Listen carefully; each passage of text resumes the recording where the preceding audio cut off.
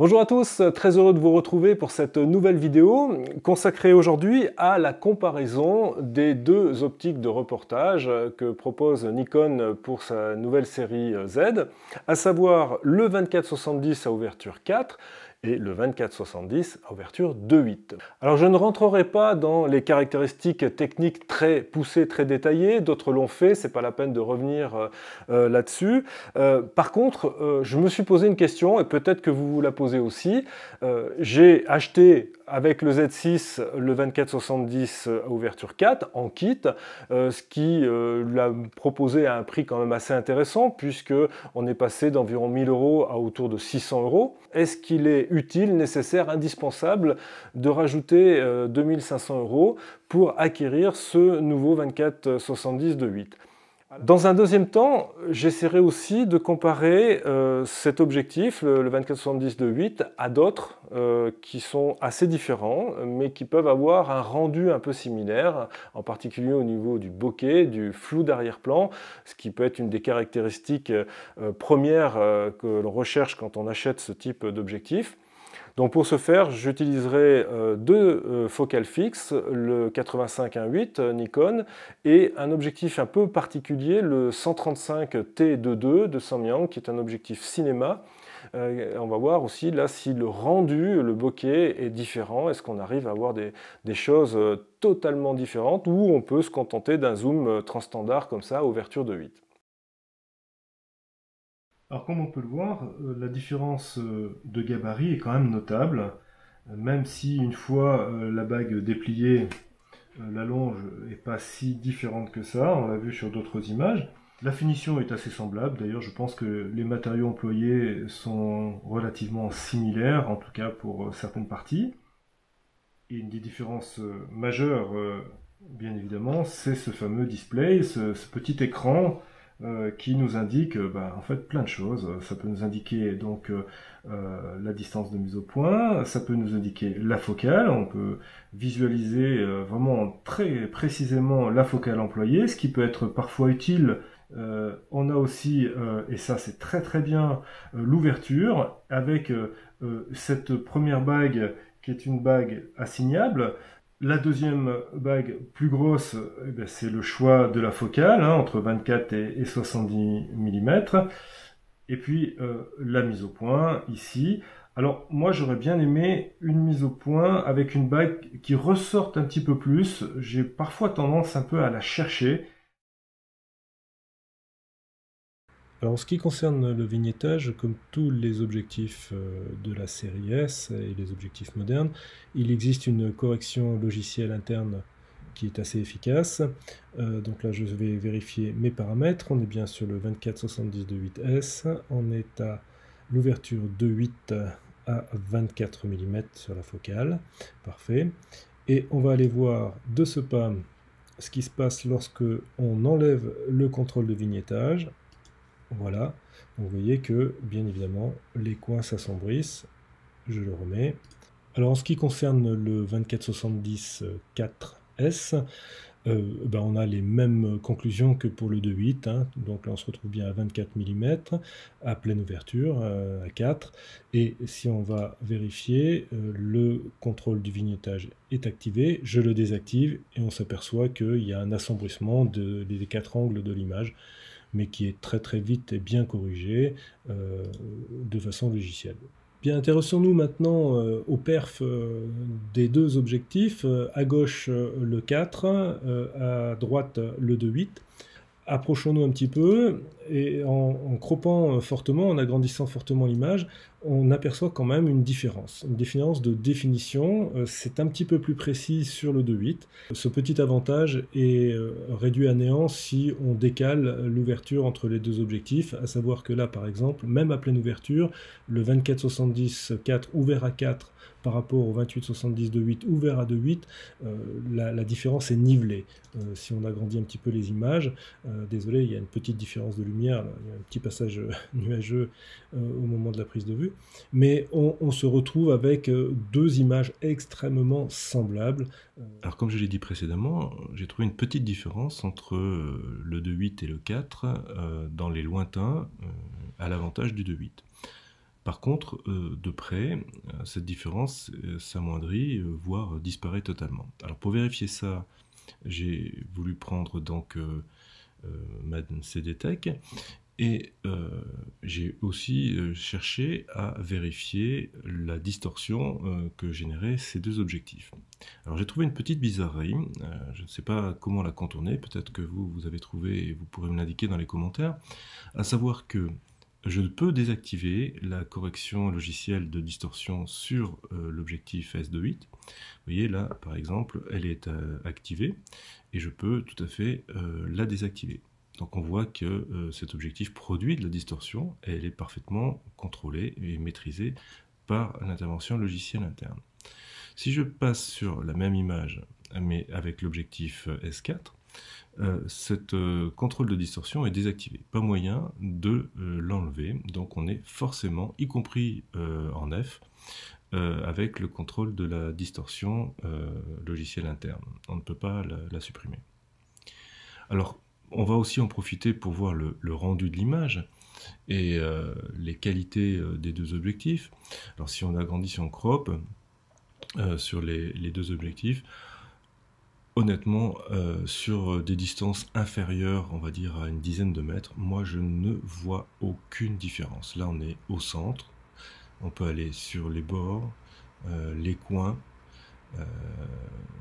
non, à l'écran, sur un écran 4K calibré, je ne vois pas de différence. Là, il faudrait vraiment couper les cheveux en quatre pour essayer de trouver une différence notable. Donc l'image précédente était à la focale 70 mm, là je suis repassé à 24 mm, mais on retrouve exactement les mêmes conclusions. Donc là, je l'enlève et on voit effectivement à 24 mm une belle distorsion apparaître, parfaitement corrigée. Et on retrouve donc à gauche sur le S4 exactement la même image. Et au niveau, si on agrandit, donc au centre de l'image, deux images totalement identiques, il n'y a pas de vraie différence. On va aller voir sur les bords.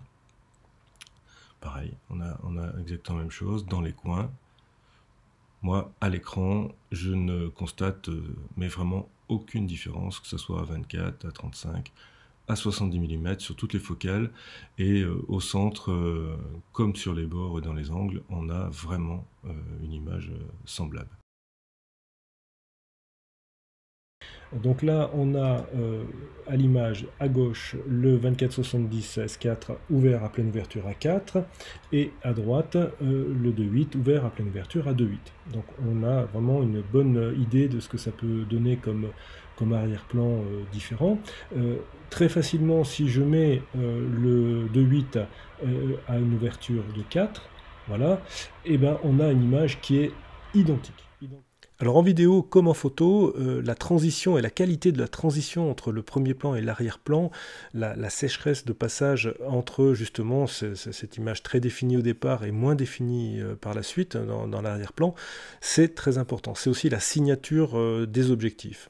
Donc là on est sur le 2470 S4 à pleine ouverture à 4, c'est très beau, c'est très bien, mais je trouve quand même qu'il y a une petite sécheresse entre justement ce passage entre le premier plan qui est très défini et l'arrière-plan un petit peu plus flou. Alors très rapidement, parce qu'on l'a déjà vu en photo, en vidéo c'est exactement la même chose. Là on est passé sur le 2468 S2.8 ouvert à 4 et on a strictement la même image que sur le 2470 S4 à la même ouverture. Même objectif, le 2470 S2.8, mais là on est ouvert à 2.8 et non plus à 4. On le voit, l'arrière-plan est un petit peu plus flou, le premier plan se détache un petit peu plus.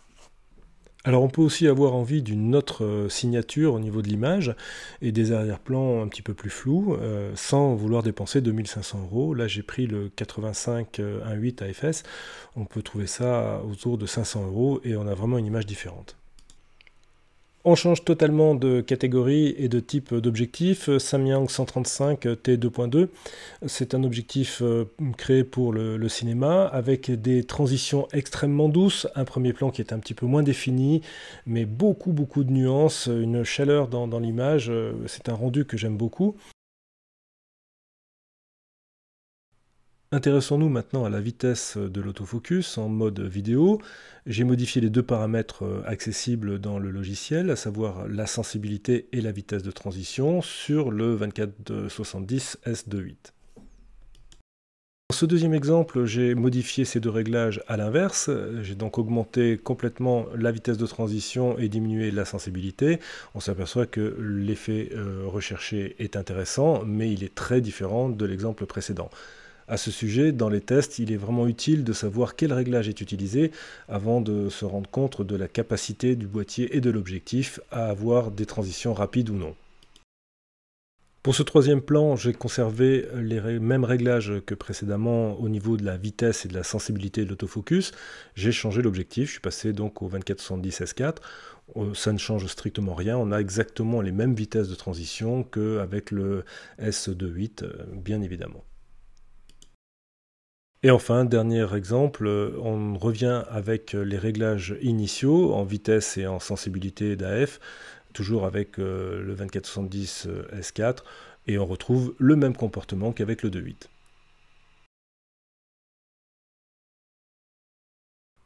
Vérifions maintenant en mode photo s'il y a une différence entre ces deux objectifs au niveau de la vitesse d'autofocus. Nous allons donc commencer par le 2470 S4. Là, on a une rafale rapide et on voit que le suivi est parfait jusqu'au bord même de l'image. Sans surprise, même comportement avec l'objectif qui ouvre à 2.8. On a un suivi en mode photo en rafale rapide qui est très bon jusqu'au bord extrême de l'image. J'ai constaté également un comportement parfois aléatoire de l'autofocus, et ce, indépendamment de l'optique utilisée. On le voit sur ces images, au départ de l'action, le Z6 n'a pas réussi à accrocher le visage ou l'œil, et il n'a réussi à le faire que beaucoup plus tard, sur les toutes dernières vues. Ce comportement s'est reproduit plusieurs fois, une fois de plus de façon complètement indépendante par rapport à l'optique, c'est vraiment lié au boîtier lui-même. Voilà, nous sommes arrivés au terme de cet essai comparatif des deux transstandards Nikkor 2470. D'un côté, l'ouverture 4, de l'autre côté, l'ouverture 2.8. Qu'est-ce qui les différencie? D'abord le prix. 1100 € d'un côté, 2500 de l'autre, ça fait une belle différence. De quoi se payer quelques optiques fixes fort intéressantes. Ensuite, le poids et l'encombrement. Là aussi, à l'avantage du 4, beaucoup plus léger et plus cohérent avec les boîtiers Z actuels. Mais le 2.8 a vraiment des atouts, en particulier la bague assignable, sur laquelle j'avais principalement réglé l'ouverture, que l'on retrouve dans le petit écran, le display sur le dessus de l'objectif. C'est super pratique, c'est très rapide en mode photo et ô combien intéressant en mode vidéo. Au-delà de ça, les performances sur le terrain sont extrêmement semblables. Une petite différence en paysage sur les lointains où le 2.8 conserve un petit chouïa de piqué supérieur à la série 4. Pour le reste, très difficile à départager. Bref, pour ma part, je crois que je vais conserver mon 2470 S4 et puis lorgner un petit peu sur les nouveaux objectifs de la série S qui sont arrivés ou qui vont arriver très prochainement. D'ailleurs, à ce sujet, je vais essayer très prochainement le 1430 de la série S et puis aussi peut-être quelques optiques fixes. Pour ceux qui aimeraient avoir plus de détails sur le fonctionnement du Z6, n'oubliez pas les deux vidéos que j'ai fait précédemment sur la chaîne, une présentation assez détaillée de ce boîtier et une comparaison avec le D500 de leurs autofocus respectifs. Si vous avez aimé cette vidéo, je compte sur vous, abonnez-vous, ça m'aide toujours et ça m'encourage. A très bientôt pour de nouvelles aventures, c'était Serge.